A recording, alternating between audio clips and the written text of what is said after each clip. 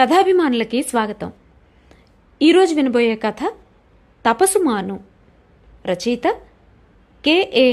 ముని సురేష్ పిళ్ళై గారు. ముని సురేష్ పిళ్ళై గారు రచయిత, జర్నలిస్ట్.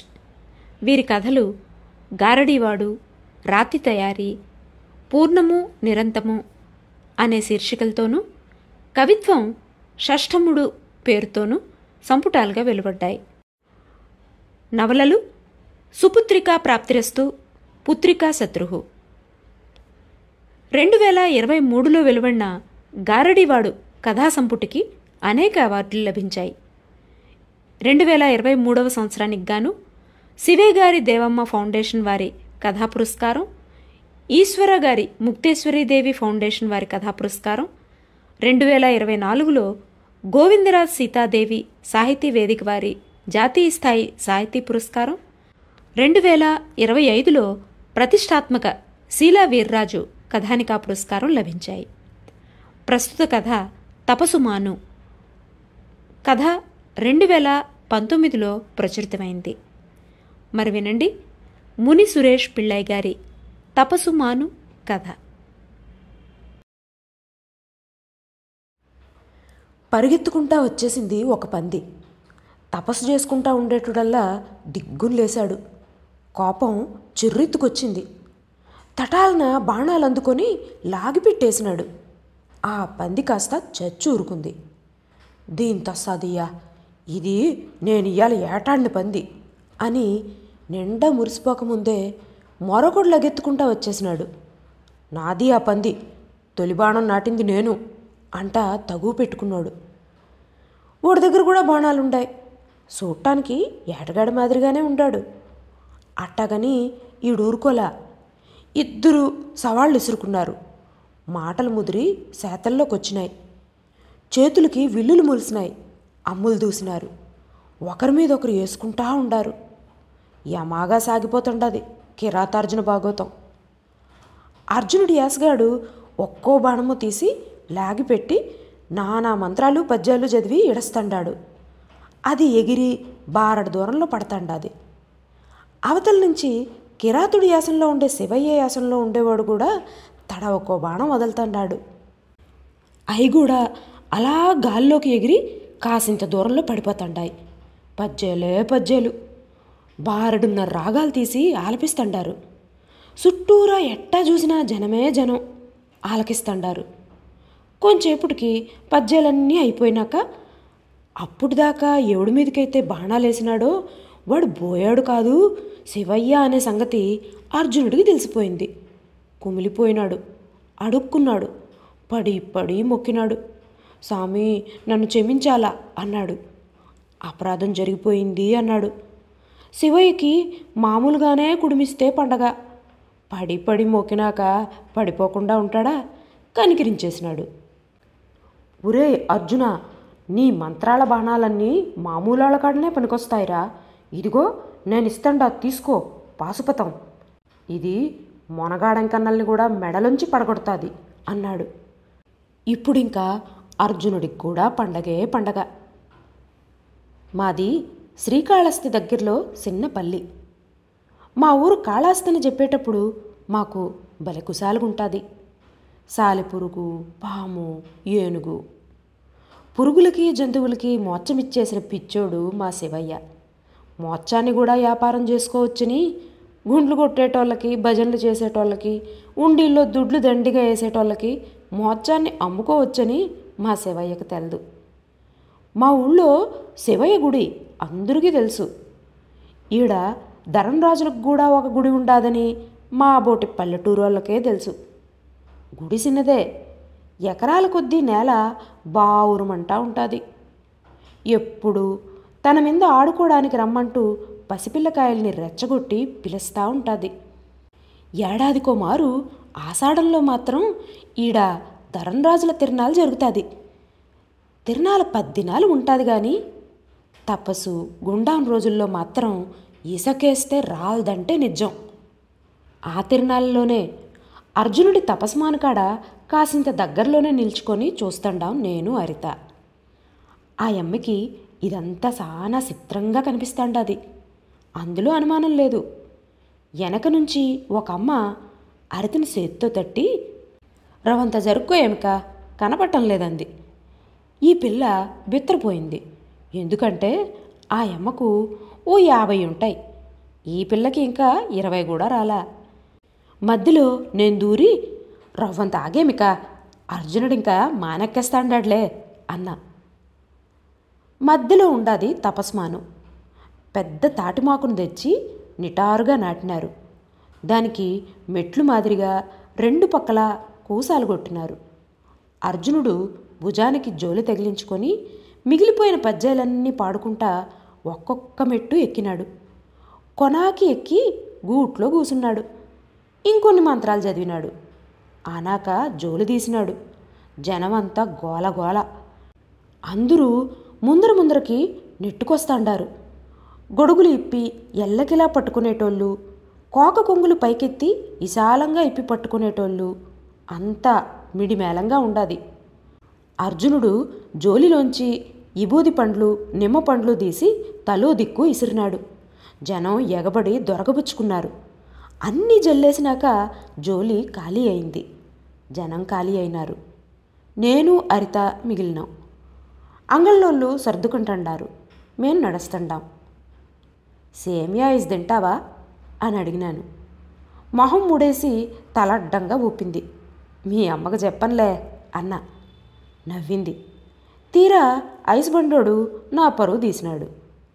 సేమియా ఐస్ సప్పరించినాక పెద్ద బాలేదన్నట్టుగా మూతిరిసింది. అయితే పాలేసి తీసుకోక అన్నాడు ఐసోడు. అది కూడా గిట్టించుకుందామని.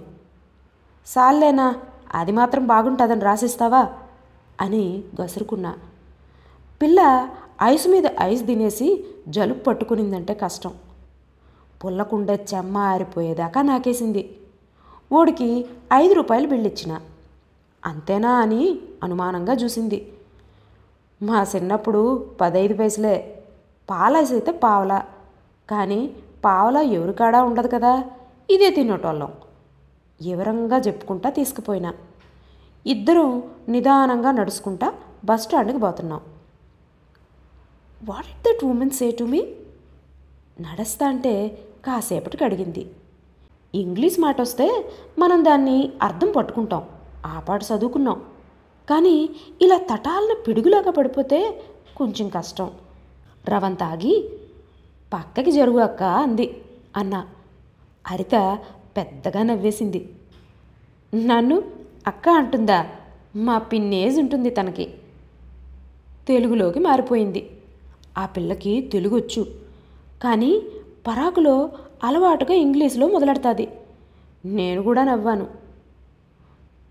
నువ్వు కూడా తనని అక్క అన్నావు? నీకంటే చాలా చిన్నదాంతో. మళ్ళీ పగలబడి నవ్వింది. ప్యాంట్లు సొక్కాలు వేసుకునే ఆడోళ్ళు మా కాలాస్తిలో కూడా ఉండారు. కానీ రోడ్లో జనం ఈ అమ్మిని విచిత్రంగా చూస్తుండారు. పక్కన ముతక పంచిలో నేనుండాననో అట్ట నవ్వుతాండాదనో మరి. చిన్నదైతే ఏంది, ఆడకూతురు ఇంకేమనేది అన్నాను నేను. అంతకు మించి ఇంకో యోచన రాలా. బస్సు కోసం నిల్చుకొని ఉంటే ఒక ముసిలిదొచ్చింది నా కాడికి. కర్ర తాటించుకుంటా నడుస్తాండాది. కళ్ళ మీద అరిచేయి నీడబెట్టుకొని నన్ను చూస్తా, అనా కాలంకి బస్సు ఏడకొస్తాదినా అనింది. అంతే. పక్కన నుంచి పక్కుమని నవ్వు. ఈ అమ్మి ఆ పక్కకు తిరుక్కొని మూతికి చెయ్యడ్డం పెట్టుకొని నవ్వుతాండాది. ఆ అమ్మ గమనించలా. నేను చూపిస్తారా అక్క అంట తీసుకెళ్ళి బస్సు చూపించేసి నేను తిరిగి వచ్చేదాకా నవ్వుతానే ఉండాది. హరిత మా చిన్ని కూతురు. చిన్ని వాళ్ళు అమెరికాలో ఉంటారు. 4 రోజులు మా పక్క పల్లెల్ని చూసిపోవాలని ఈ పిల్ల ఇప్పుడిట్టా వచ్చింది. నెలనాళ్ళప్పుడు చిన్ని ఫోన్ చేసింది. శ్రీను బాగున్నావా అంది. చిన్నప్పుడైతే ఎంచక్క సీనా అని పిలిచేది. ఇప్పుడంతా కలికాలం. బాగుండా చిన్ని అన్నా. ఏం లేదు, చిన్న పని పడి ఫోన్ చేశా. చెప్పు, కిచ్చిలికాయ ఊరగాయ పెట్టి పంపించమంట అన్నాను.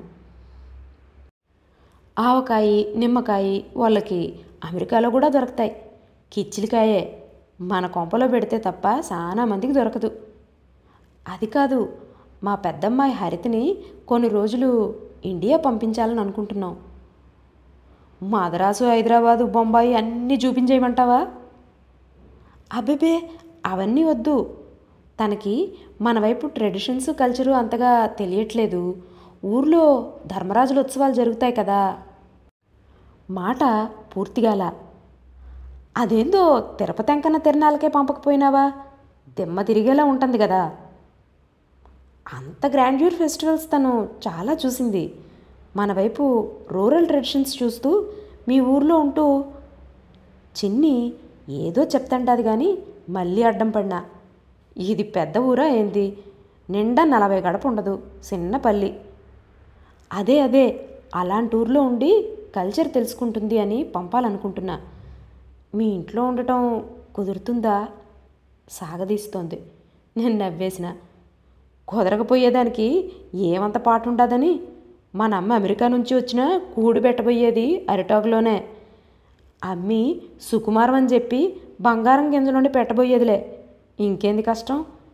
ఇదిగో పలానా రోజు పాప వస్తాండాది సీనా అని చెప్పి పంపించేయకుండా అని చెప్పిన. థ్యాంక్ యూ శ్రీను, మిమ్మల్ని ఇబ్బంది పెడుతున్నానేమో. ఇంకా నసకతాంది. చిన్ని మాటల్లో చాలా మర్యాద కనిపిస్తుంటుంది.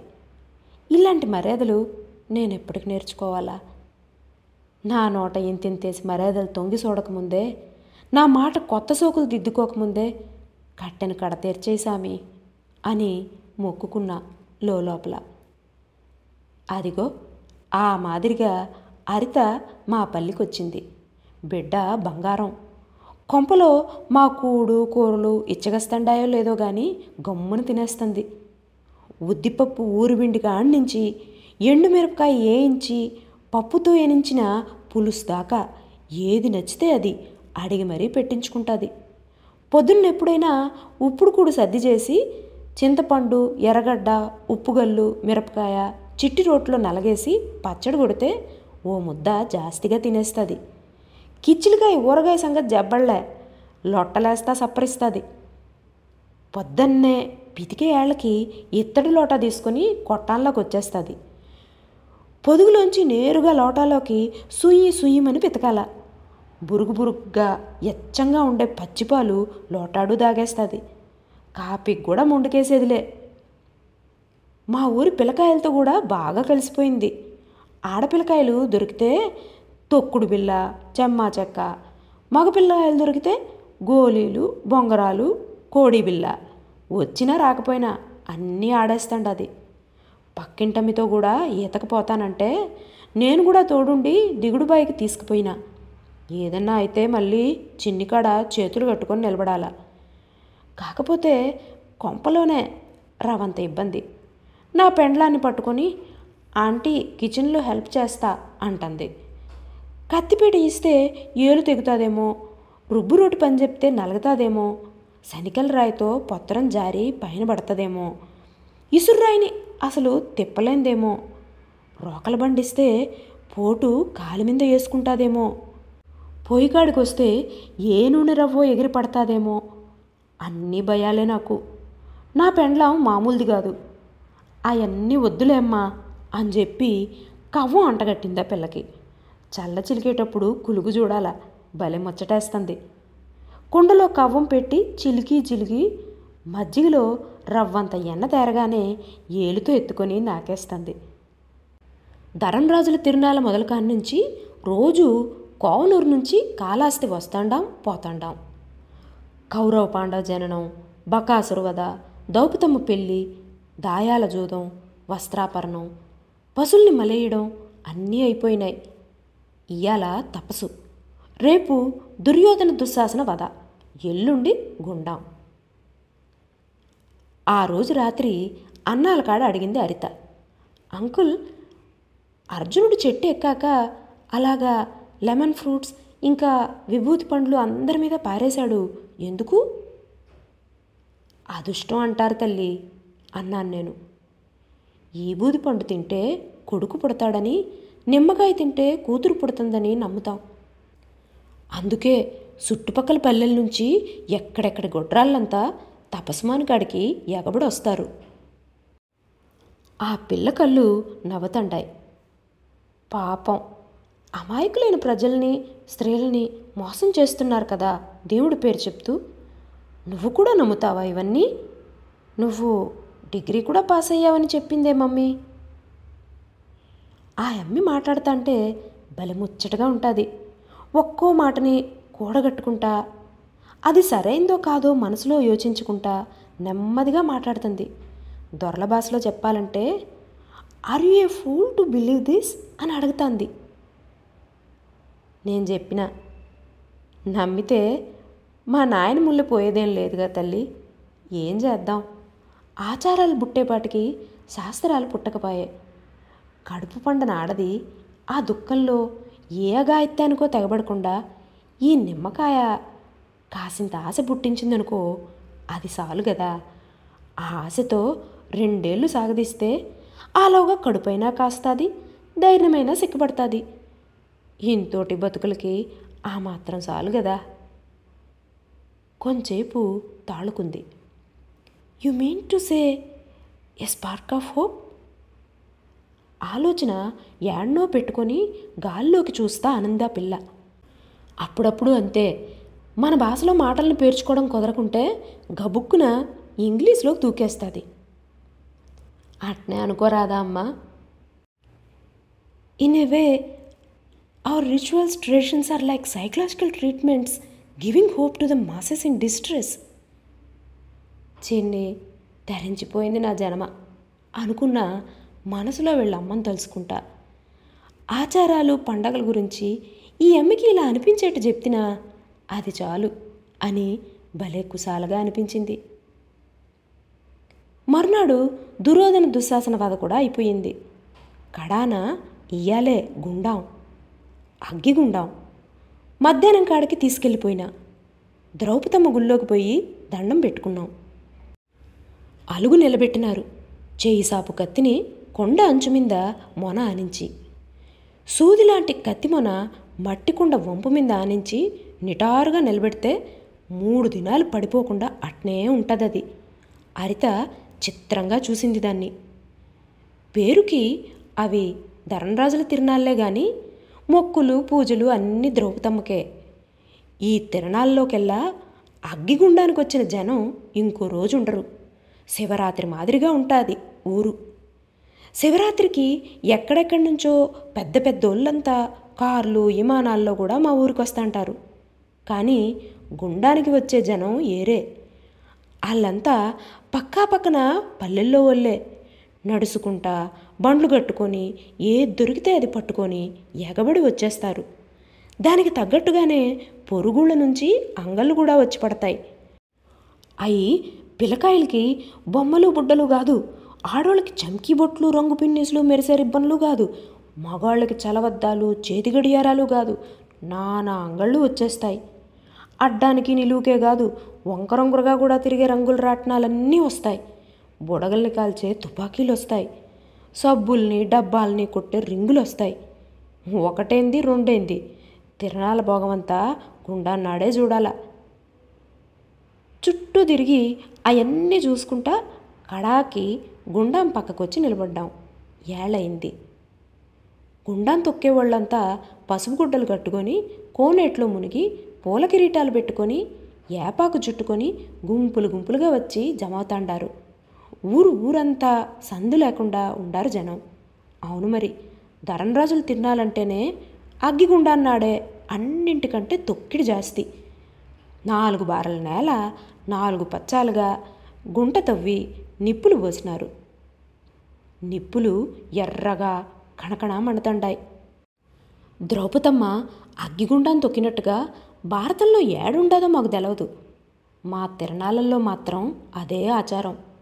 గుండానికి తూర్పు పక్క పూజారి వచ్చి నిలబడ్డాడు. పడమరకి గుడి పక్కగా తిరిగి దండం పెట్టుకున్నాడు. చేతిలో మల్లెల చెండు ఉంటుంది. దేవుడికి మొక్కుకుంటూ ఆ మల్లె చెండుని నిప్పుల మీద దొర్లించినాడు. పూలు వాడకుండా ఇచ్చుకుంటా అది ఆ పక్కదాకా దొర్లుకుంటా పోయింది. దోసెటితో పెరుగన్నం తీసుకొని నిప్పుల మీద జల్లినాడు. మెతుకులు మాడిపోకుండా ఉండాయి. గుమ్మడికాయని దిష్టి తీసి 4 ముక్కలుగా కోసి గుండా 4 మూలలకి ఇసిరేసినాడు. ఒక పట్టుగుడ్డలోకి 3 పిడికిళ్లతో మండే నిప్పుల్ని తీసుకుని ఆ గుడ్డని మూటగా కట్టినాడు. దాన్ని కాస్త పల్లకీలో కూర్చొనుండే ద్రౌపదమ్మ కోక కొంగుకి కట్టినాడు. కొంగులో నిప్పులు ఎర్రెర్రగా మండతాండాయి. గుడ్డ కాలడంలే. ద్రౌపదమ్మ పల్లకీని నెత్తికెత్తుకొని గుండాల్లో నిప్పుల్ని తొక్కుకుంటా పరిగెత్తినాడు. నిప్పుల గుండం దాటగానే చిన్న పాలగుండాల్లో అడుగులేసుకుంటా అమ్మని కొలువు తీర్చినాడు. ఆ వెనకాలనే పెద్దగా పులికేకలు పెట్టుకుంటా జనం గుండం మీదకి ఎగబడినారు. నిప్పులే కణకణా మండతానే ఉండాయి. పిలకాయలు, ఆడోళ్ళు, మగోళ్ళు, ముసిలోళ్ళు వారాలేం లేకుండా తొక్కుకుంటా వచ్చేస్తాండారు. మా హరిత అలా నోరెళ్ళబెట్టేసి చూస్తూ ఉండిపోయింది. స్పెక్టాక్యులర్, ఫ్యాబులస్ మామయ్య, it is so splendid, unbelievable. బిడ్డ మురిసిపోతా ఉంది. అమ్మయ్య, చిన్ని మనకో పని చెప్పింది, పర్వాలే, దాన్ని సక్కంగానే చేసేసినాం అనిపించింది. మొన్ననాడు చిన్ని ఫోన్ చేస్తే చెప్పిన, అంతా బాగానే ఉండదు కానీ చిన్ని, పాప అంకులాంటి అంటా ఉంటేనే మాకేదో ఇరుకిరుగ్గా ఉండాది అని. కూతురికి ఎట్టా పిలవాలనో చెప్పినట్టుండాది. అందుకే ఇప్పుడిప్పుడే మా ఇద్దరిని ఇట్టా పిలుస్తాండాది. అదొక సంబరం. సొంత మడుసులతోనే మెసలుతండామనే సంబరం. ఆ తర్వాత రోజుకు తిరణాలైపోయినాయి. మెల్లమెల్లగా మా భాష కూడా వచ్చేస్తాండాది ఆ అమ్మకి. అంటే మామూలుగా మాట్లాడేది కూడా తెలుగే, కానీ మన తెలుగు కాదు. అదంతా మడిగట్టుకొని తిరునామాలు పెట్టుకొని గంధం ముద్దర్లేసుకున్న భాష మంది కాదు. ఇప్పుడిప్పుడే కొంచెం కొంచెంగా మన ఇహంలోకి వస్తాండాది. కాకపోతే మధ్య మధ్యలో మా మాటలు కొన్ని ఆ పిల్లకి తెగ నవ్వు తెప్పించేస్తుంటాయి. ఒక పొరుగింటమ్మ వస్తుంది. నా పెండ్లం కడిగిపోయి, అక్క రవ్వంత మజ్జిగ చుక్కుంటే ఇయ్యి చేవిరికి అని సాగదీస్తుంది. మళ్ళీ గడప దాటి బయటకు వస్తా తిండి మీద కూర్చొని ఉండే నాతో, అన్నా మా పిల్లగాడిని బళ్ళు వెయ్యాలా, రవ్వంత అయ్యోరితో చెప్తావా అంటుంది. ఈ అమ్మి గడపకి ఆ పక్క చేరి కిసుక్కుమంటుంది. ఎవడో తల పండిపోయిన ముసలోడు వాకిట్లోకి వస్తాడు. సామి, రేపు నార్లు పొయ్యాలా, దినం బాగుండాదా అంటాడు. షష్ఠి నష్టి అంటారు కదనా, ఎల్లుండి పోసుకోరాదా అని చెప్తా. అది నవ్వే. ఇంకా సల్లాడాలే వేసుకోవడం తెలియని ఒక పిల్లకాయ వస్తాడు. నా పెండ్లాం కాడికి పోయి, అక్క పొయ్యిలోకి 4 పిడకలు తెమ్మనిందక మా అమ్మ అంటాడు. ఇవన్నీ మా హరితమ్మకి భలే నవ్వు తెప్పిస్తూ ఉండేటివి. పుస్తకాలు చదువుకుంటానో, పక్కింటి పిల్ల దగ్గర ముగ్గులు నేర్చుకుంటానో, నా పెండ్లాంతో గోరింటాకు పెట్టించుకుంటానో ఈ మాటలిని ముసిముసిగా నవ్వుకునేది. ఒకనాడు మధ్యాహ్నం వాకిట్లో తాటాకు పందిల కింద పడక కుర్చీలో కూర్చుని ఏదో పుస్తకం చదువుకుంటాండా. ఆ అమ్మి పక్కనే కూర్చొని నా పెండ్లాంతో అచ్చింగాయలు ఆడుతూ ఉంది. అప్పుడు అడిగింది, మామయ్య, మమ్మీని నువ్వు పేరు పెట్టి పిలుస్తావు, తాతయ్యని మామయ్య అంటావు, డాడీని అన్న అంటావు, ఏంటిది? వరస సరిపోయిండ్లా తల్లి, మామయ్య అల్లుడు అన్నయ్యగా అంది నా పెండ్లం అందుకొని. మరలాగైతే నేను నిన్ను పిన్ని అని, మామయ్యను బాబాయ్ అని పిలవాలి కదా? ఏవోలే తల్లి, మాకిట్ట అత్త మామ అనిపించుకోవాలనే ఉంటుంది ఎప్పుడు అందది. నేను ఆలకిస్తూ ఉండిపోయినాను. మర్రోజే హరిత అమెరికా పోక. ఉస్మాన్కు ఫోన్ చేస్తే బాడు కారు తీసుకొని వచ్చినాడు. విమానం కాడి నుంచి పిల్లని తీసుకొచ్చేటప్పుడు నేను ఒక్కడే పోయినా. నా పెండ్లం కూడా వస్తాననింది ఈసారి వదిలిపెట్టేదానికి, బిడ్డని వదలలేక. ఈ 10 దినాల్లో అంత చేరిక అయిపోయే బిడ్డ. అసలే ఆడబిడ్డలు లేని కొంప. దానికి ముచ్చట తీరలా. అందరం మద్రాసు బయలుదేరినాం. కాసింత దూరం పోయినాక, అంతా బాగానే ఉంది కానీ మీ ఊర్లలో పిలుపుల్లో వరసలే నాకెక్కడం లేదు మామయ్య అంది. నేను బదులు ఇలా ఆలకిస్తా కూసున్నా. నీకంటే పెద్దదైనామే నా భుజం తట్టి అక్క అంటుంది. పండు ముసలాయన నిన్ను అన్న అని పిలుస్తాడు. ఇంకొక లేడీ వస్తుంది, అత్తమ్మను అక్క అంటుంది, నిన్ను అన్న అంటుంది. పిలుపుల్లో వరస చెడిపోతోంది. అత్తమ్మ చెల్లికి నువ్వు అన్నేనా? పిల్లగాడికి ముసలోడికి నువ్వు అన్నేనా? నవ్వుతాంది. నేను కూడా నవ్వాను. మధ్యలో అందుకొని మాదంతే వరసలు తెలియని గుంపు అంట నా పెండ్లామ్ము నవ్వింది. దానికి బుర్రలో గుజ్జు పలసన. ఎవరేది చెప్తే అదే సత్యం. ఆ యమ్మి మళ్ళా మొదలెట్టింది. నువ్వు మాత్రం మమ్మీ వాళ్ళ నాన్నని మామయ్య అంటావు, మమ్మీ అక్కని అంటే మా పెద్దమ్మని అక్క అని పిలుస్తావు. ఏంటిదంతా పద్ధతి పాడు లేకుండా? ఒక ఆమెను అక్క అంటారు, ఆమె భర్తను అన్న అనేస్తారు. ఓ బుడ్డోడు వచ్చి ఆంటీని అక్క అని పిలుస్తాడు. పిచ్చిగా లేదు ఇది? ఈ మాటల్ని ఆ పిల్ల చాలా రోజుల నుంచి దాచిపెట్టుకొని ఇప్పుడు బయట పెట్టిందని తెలిసిపోతాండది. బదులు ఇవ్వకుండా ఉండిపోయినా నా పెండ్లాం ఇక నవ్వుతానే ఉండాది. Ever you had a thought of it as it is ridiculous. ముల్లులా గుచ్చుకుంటుండది మాట. ఉస్మాను టీ తాగాలని కారు ఆపినాడు. మాకందరికీ కారులోకి సమోసాలు టీ తెచ్చిచ్చినాడు. తిన్నాం, తాగాం. కారు మళ్ళీ బయలుదేరింది. ఆ యమ్మి ఇంకేమీ చెప్పేట్టులే. నే మొదలెట్టిన. అరితమ్మ, అప్పుడెప్పుడో వివేకానంద స్వామి మీ ఊరొచ్చి. నాకు అడ్డం పడింది. ఆయన వచ్చింది చికాగో, మాది టెక్సాస్. ఏదో ఒక సత్రకాయ ఊర్లే, అమెరికానే కదా. ఆడికొచ్చి brothers and sisters of America అనగానే మీ వాళ్ళకంతా అదేలే అమెరికా వాళ్ళకి చిత్రంగా అనిపించింది కదా. అంతేగా మామయ్య, అక్కడంతా లేడీస్ అండ్ జెంటిల్మెన్ అనేదే పద్ధతి కదా. మీ వాళ్ళకి అది చిత్రమే కానీ మాకు ఈ చిత్రం అనిపించలేదమ్మా. అన్నదమ్ముళ్ళారా అప్పజెల్లెళ్ళారా అనంటే ఈ ఎర్రోళ్ళు అంతగా ఆశ్చర్యపోయేది ఏముండదబ్బా అనుకున్నాం మేము. ఎందుకంటే మాకు ఏ ఆడది కనిపించినా అది అప్పజెల్లే, ఏ మగోడు కనిపించినా అన్నదమ్ముడే. మా ఎదవ బుర్రకి ఇంకో రకంగా చూడడం తెలదమ్మా. అందుకే అట్నే పిలుస్తుంటాం, పద్ధతి పాడు లేకుండా.